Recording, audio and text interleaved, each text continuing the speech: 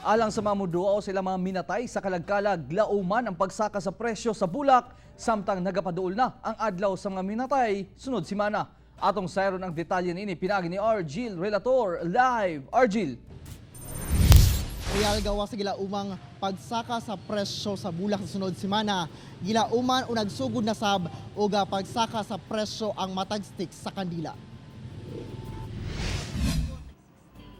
Padayon sa pagpang-arrange sa mga bulak, kining dugay na nga flower o candle vendor nga sinagpay ka nga nakapwesto at banglang sa wireless cemetery sa Davao City.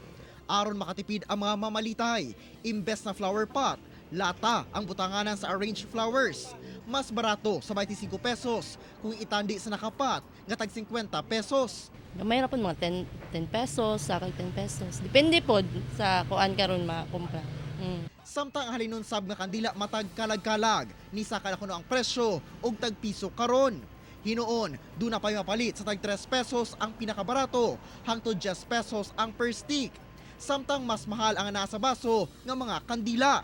Samtang ang katapad nga nagahimo og lapida, daghan man kuno ang nagapahimo samtang paduol na ang kalag-kalag, apan mas kusog kuno sa mga nilabayng tuig.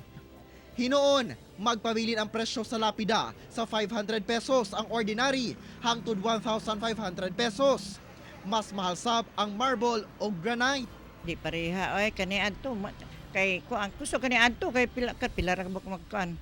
Magipahimo diri nya karon daghan na magud kayo.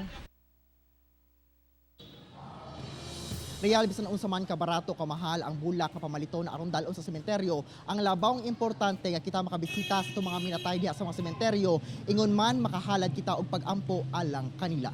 Real. Okay, daghang salamat Argil Relator.